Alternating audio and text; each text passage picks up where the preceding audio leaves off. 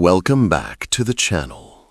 Tonight's story may keep you awake because someone is being followed. Tonight, we begin Chapter 1 of The 39 Steps by John Buchan, a classic tale of mystery, danger, and espionage. Our story follows Richard Hannay, a man recently returned to London after years spent abroad. Life in the great city should have felt exciting, yet instead he finds himself restless and deeply bored. But sometimes adventure arrives when it is least expected. A chance meeting, a frightened stranger, and a secret so dangerous that it will soon turn an ordinary man into a fugitive. Settle in, relax, and let the story begin. The Man Who Died. I returned from the city about 3 o'clock on that May afternoon, pretty well disgusted with life. I had been 3 months in the old country and was fed up with it. If anyone had told me a year ago that I would have been feeling like that, I should have laughed at him, but there was the fact. The weather made me liverish, the talk of the ordinary Englishmen made me sick. I couldn't get enough exercise, and the amusements of London seemed as flat as soda water that has been standing in the sun. "Richard Hannay," I kept telling myself, "you have got into the wrong ditch, my friend, and you had better climb out." It made me bite my lips to think of the plans I had been building up those last years in Bulawayo. I had got my pile, not one of the big ones, but good enough for me, and I had figured out all kinds of ways of enjoying myself. My father had brought me out from Scotland at the age of 6, and I had never been home since, so England was a sort of Arabian Nights to me, and I counted on stopping there for the rest of my days. But from the first I was disappointed with it. In about a week I was tired of seeing sights, and in less than a month I had had enough of restaurants and theaters and race meetings. I had no real pal to go about with, which probably explains things.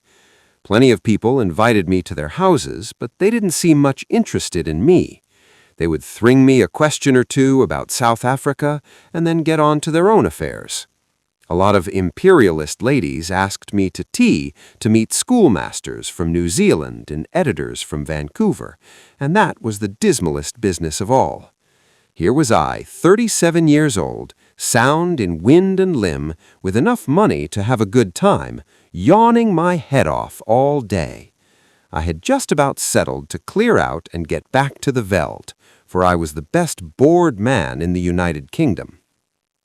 That afternoon, I had been worrying my brokers about investments to give my mind something to work on, and on my way home I turned into my club, rather a pothouse which took in colonial members. I had a long drink and read the evening papers.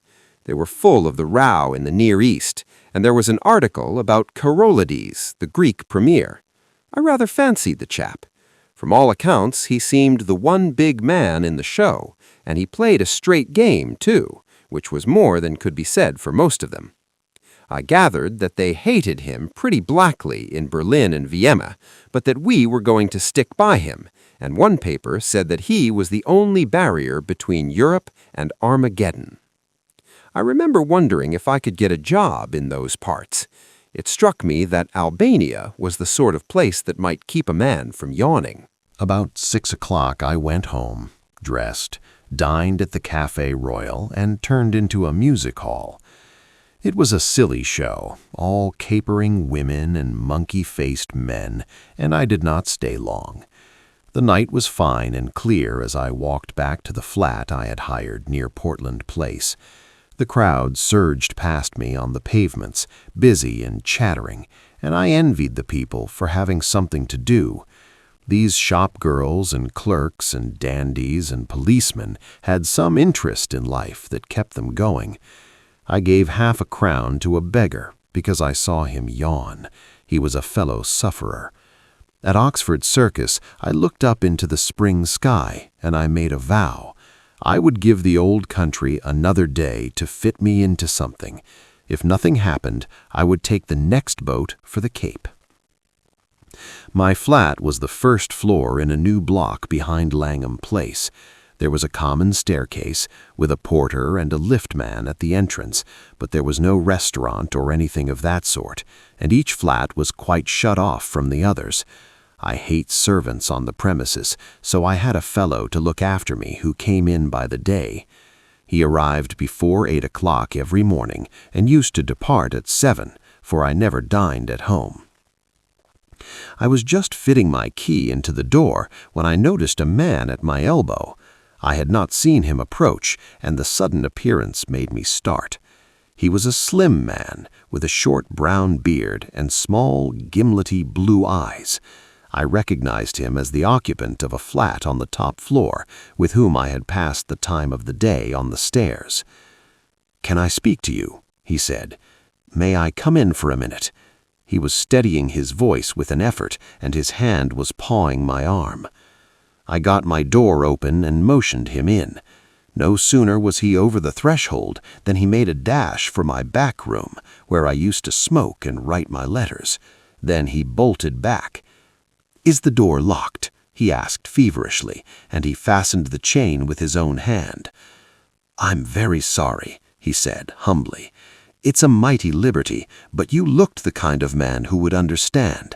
I've had you in my mind all this week when things got troublesome. Say, will you do me a good turn?" "I'll listen to you," I said. "That's all I'll promise." I was getting worried by the antics of this nervous little chap. There was a tray of drinks on a table beside him, from which he filled himself a stiff whiskey and soda. He drank it off in 3 gulps and cracked the glass as he set it down. "Pardon," he said, "I'm a bit rattled tonight. You see, I happen at this moment to be dead." I sat down in an armchair and lit my pipe. "What does it feel like?" I asked. I was pretty certain that I had to deal with a madman. A smile flickered over his drawn face. "I'm not mad yet. Say, sir, I've been watching you, and I reckon you're a cool customer. I reckon, too, you're an honest man and not afraid of playing a bold hand. I'm going to confide in you. I need help worse than any man ever needed it, and I want to know if I can count you in." "Get on with your yarn," I said, "and I'll tell you." He seemed to brace himself for a great effort, and then started on the queerest rigmarole. I didn't get hold of it at first, and I had to stop and ask him questions, but here is the gist of it. He was an American from Kentucky, and after college, being pretty well off, he had started out to see the world. He wrote a bit and acted as war correspondent for a Chicago paper, and spent a year or 2 in southeastern Europe. I gathered that he was a fine linguist and had got to know pretty well the society in those parts. He spoke familiarly of many names that I remembered to have seen in the newspapers. He had played about with politics, he told me, at first for the interest of them, and then because he couldn't help himself. I read him as a sharp, restless fellow who always wanted to get down to the roots of things. He got a little further down than he wanted. I'm giving you what he told me as well as I could make it out. Away behind all the governments and the armies, there was a big subterranean movement going on, engineered by very dangerous people. He had come on it by accident. It fascinated him. He went further, and then he got caught. I gathered that most of the people in it were the sort of educated anarchists that make revolutions, but that beside them there were financiers who were playing for money. A clever man can make big profits on a falling market, and it suited the book of both classes to set Europe by the ears. He told me some queer things that explained a lot that had puzzled me, things that happened in the Balkan War, how one state suddenly came on top, why alliances were made and broken, why certain men disappeared, and where the sinews of war came from. The aim of the whole conspiracy was to get Russia and Germany at loggerheads. "Do you wonder?" he cried. "For 300 years they have been persecuted, and this is the return match for the pogroms. The Jew is everywhere, but you have to go far down the back stairs to find him. Take any big Teutonic business concern. If you have dealings with it, the first man you meet is Prince von Unzu something, an elegant young man who talks Eton and Harrow English, but he cuts no ice. If your business is big, you get behind him and find a prognathous Westphalian with a retreating brow and the manners of a hog. He is the German businessman that gives your English papers the shakes. But if you're on the biggest kind of job and are bound to get to the real boss, 10 to 1 you are brought up against a little white-faced Jew in a bath chair with an eye like a rattlesnake. Yes, sir, he is the man who is ruling the world just now, and he has his knife in the empire of the Tsar because his aunt was outraged and his father flogged in some one-horse location on the Volga. I could not help saying that his Jew anarchists seemed to have got left behind a little. Yes and no, he said. They won up to a point, but they struck a bigger thing than money, a thing that couldn't be bought, the old elemental fighting instincts of man. If you're going to be killed, you invent some kind of flag and country to fight for, and if you survive, you get to love the thing. Those foolish devils of soldiers have found something they care for, and that has upset the pretty plan laid in Berlin and Vienna. But my friends haven't played their last card by a long sight. They've gotten the ace up their sleeves, and unless I can keep alive for a month, they are going to play it and win. But I thought you were dead, I put in. Mors janua vitae, he smiled. I recognized the quotation. It was about all the Latin I knew. I'm coming to that, but I've got to put you wise about a lot of things first. If you read your newspaper, I guess you know the name of Constantine Karolides. I sat up at that, for I had been reading about him that very afternoon. He is the man that has wrecked all their games. He is the one big brain in the whole show, and he happens also to be an honest man. Therefore, he has been marked down these 12 months past. I found that out, not that it was difficult, for any fool could guess as much, but I found out the way they were going to get him, and that knowledge was deadly. That's why I have had to decease. He had another drink, and I mixed it for him myself, for I was getting interested in the beggar. They can't get him in his own land, for he has a bodyguard of Epurotes that would skin their grandmothers. But on the 15th day of June he is coming to this city. The British Foreign Office has taken to having international tea parties, and the biggest of them is due on that date. Now, Karolides is reckoned the principal guest, and if my friends have their way, he will never return to his admiring countrymen. That's simple enough, anyhow, I said. You can warn him and keep him at home. And play their game? He asked sharply. If he does not come, they win, for he's the only man that can straighten out the tangle. And if his government are warned, he won't come, for he does not know how big the stakes will be on June the 15th. What about the British government? I said. They're not going to let their guests be murdered. Tip them the wink and they'll take extra precautions. No good. They might stuff your city with plain-clothes detectives and double the police, and Constantine would still be a doomed man. My friends are not playing this game for candy. They want a big occasion for the taking off, with the eyes of all Europe on it. He'll be murdered by an Austrian, and there'll be plenty of evidence to show the connivance of the big folk in Vienna and Berlin. It will all be an infernal lie, of course, but the case will look black enough to the world. I'm not talking hot air, my friend. I happen to know every detail of the hellish contrivance, and I can tell you it will be the most finished piece of blackguardism since the Borgias.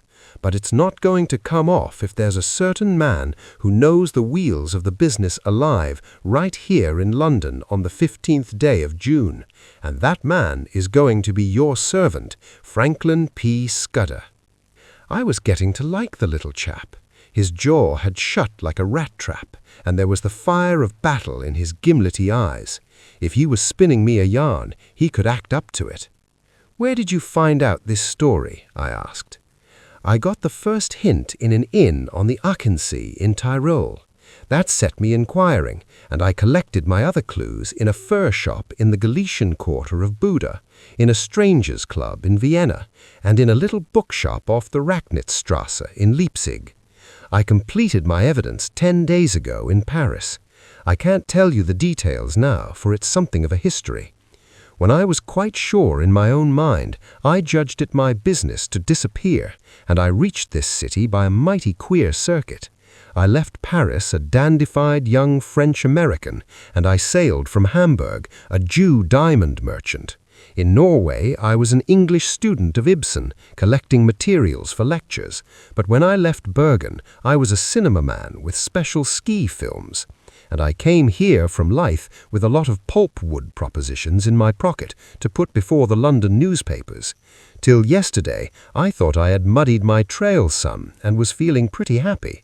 Then, the recollection seemed to upset him, and he gulped down some more whiskey. Then I saw a man standing in the street outside this block. I used to stay close in my room all day and only slip out after dark for an hour or two. I watched him for a bit from my window, and I thought I recognized him. He came in and spoke to the porter. When I came back from my walk last night, I found a card in my letterbox. It bore the name of the man I want least to meet on God's earth.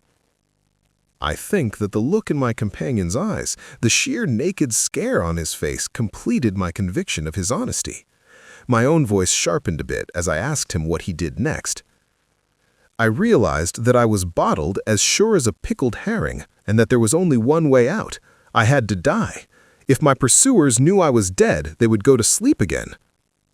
How did you manage it?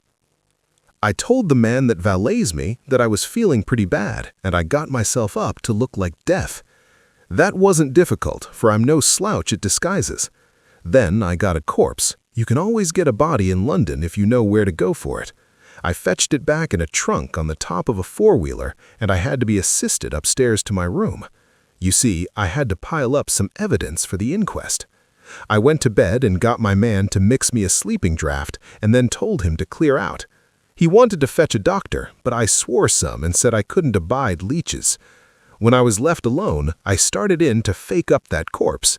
He was my size, and I judged had perished from too much alcohol, so I put some spirits handy about the place.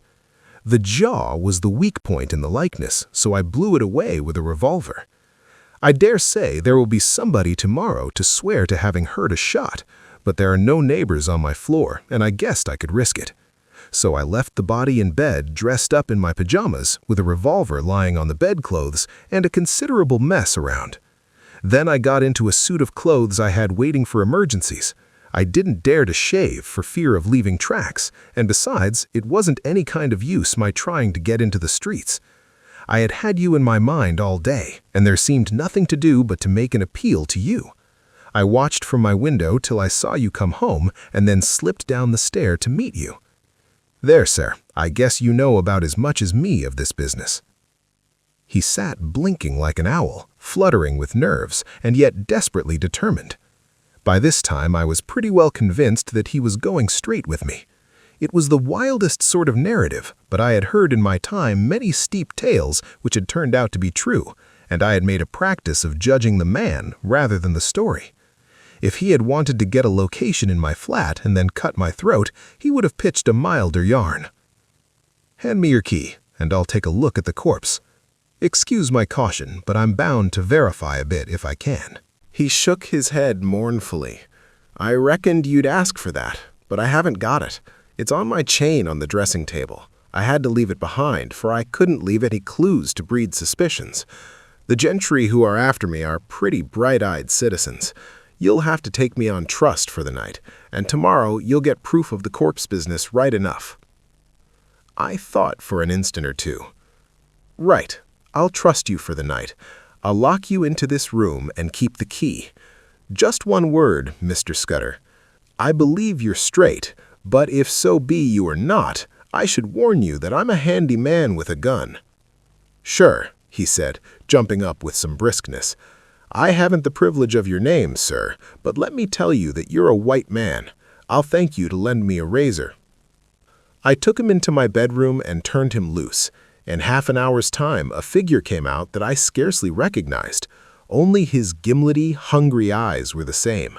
He was shaved clean, his hair was parted in the middle, and he had cut his eyebrows. Further, he carried himself as if he had been drilled and was the very model, even to the brown complexion, of some British officer who had had a long spell in India. He had a monocle, too, which he stuck in his eye, and every trace of the American had gone out of his speech. "My hat! Mr. Scudder," I stammered. "Not Mr. Scudder," he corrected. "Captain Theophilus Digby of the 40th Gurkhas, presently home on leave. I'll thank you to remember that, sir." I made him up a bed in my smoking room and sought my own couch, more cheerful than I had been for the past month. Things did happen occasionally, even in this God-forgotten metropolis. I woke next morning to hear my man Paddock making the deuce of a row at the smoking room door. Paddock was a fellow I had done a good turn to out on the Selakwe, and I had inspanned him as my servant as soon as I got to England. He had about as much gift of the gab as a hippopotamus, and was not a great hand at valeting, but I knew I could count on his loyalty. "Stop that row, Paddock," I said. "There's a friend of mine, Captain, I couldn't remember the name, dossing down in there. Get breakfast for 2, and then come and speak to me." I told Paddock a fine story about how my friend was a great swell with his nerves pretty bad from overwork, who wanted absolute rest and stillness. Nobody had got to know he was here, or he would be besieged by communications from the India office and the Prime Minister, and his cure would be ruined. I'm bound to say Scudder played up splendidly when he came to breakfast. He fixed Paddock with his eyeglass, just like a British officer, asked him about the Boer War, and slung out at me a lot of stuff about imaginary pals. Paddock couldn't learn to call me sir, but he sirred Scudder as if his life depended on it. I left him with the newspaper and a box of cigars, and went down to the city to luncheon. When I got back, the liftman had an important face. "Nasty business here this morning, sir. Gent in number 15 been and shot himself. They've just took him to the mortuary. The police are up there now." I ascended to number 15 and found a couple of bobbies and an inspector busy making an examination. I asked a few idiotic questions, and they soon kicked me out. Then I found the man that had valeted Scudder and pumped him, but I could see he suspected nothing. He was a whining fellow with a churchyard face, and half a crown went far to console him. I attended the inquest next day.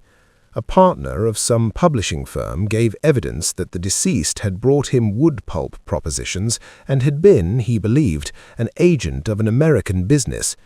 The jury found it a case of suicide while of unsound mind, and the few effects were handed over to the American consul to deal with.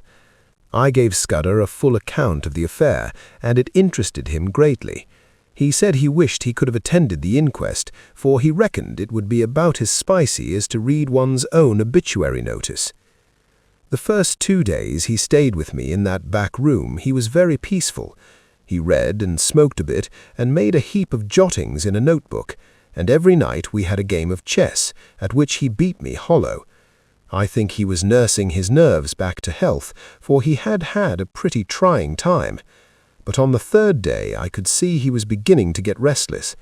He fixed up a list of the days till June 15th and ticked each off with a red pencil, making remarks in shorthand against them. I would find him sunk in a brown study, with his sharp eyes abstracted, and after those spells of meditation he was apt to be very despondent. Then I could see that he began to get edgy again. He listened for little noises and was always asking me if Paddock could be trusted. Once or twice he got very peevish and apologized for it. I didn't blame him. I made every allowance, for he had taken on a fairly stiff job. It was not the safety of his own skin that troubled him, but the success of the scheme he had planned. That little man was clean grit all through, without a soft spot in him. One night he was very solemn. "Say, Hannay," he said, "I judge I should let you a bit deeper into this business. I should hate to go out without leaving somebody else to put up a fight." And he began to tell me in detail what I had only heard from him vaguely. I did not give him very close attention. The fact is, I was more interested in his own adventures than in his high politics. I reckoned that Karolides and his affairs were not my business, leaving all that to him. So a lot that he said slipped clean out of my memory. I remember that he was very clear that the danger to Karolides would not begin till he had got to London, and would come from the very highest quarters, where there would be no thought of suspicion. He mentioned the name of a woman, Julia Czechenyi, as having something to do with the danger. She would be the decoy, I gathered, to get Karolides out of the care of his guards. He talked, too, about a black stone and a man that lisped in his speech, and he described very particularly somebody that he never referred to without a shudder, an old man with a young voice who could hood his eyes like a hawk. He spoke a good deal about death, too. He was mortally anxious about winning through with his job, but he didn't care a rush for his life. "I reckon it's like going to sleep when you are pretty well tired out and waking to find a summer day with the scent of hay coming in at the window. I used to thank God for such mornings way back in the bluegrass country, and I guess I'll thank him when I wake up on the other side of Jordan." Next day he was much more cheerful and read the life of Stonewall Jackson much of the time. I went out to dinner with a mining engineer I had got to see on business and came back about 10:30 in time for our game of chess before turning in. I had a cigar in my mouth, I remember, as I pushed open the smoking room door. The lights were not lit, which struck me as odd. I wondered if Scudder had turned in already. I snapped the switch, but there was nobody there. Then I saw something in the far corner which made me drop my cigar and fall into a cold sweat. My guest was lying sprawled on his back. There was a long knife through his heart which skewered him to the floor. And that concludes Chapter 1 of the 39 Steps. What began as an ordinary evening has already taken a dark and mysterious turn. Richard Hannay now stands at the edge of a dangerous path, one that will test his courage, his instincts, and his will to survive. In the next chapter, the mystery deepens and the danger grows closer. If you enjoyed this audiobook, please like the video and subscribe to Your Channel Name for more classic stories and relaxing narration. Thank you for listening, and I'll see you in the next chapter.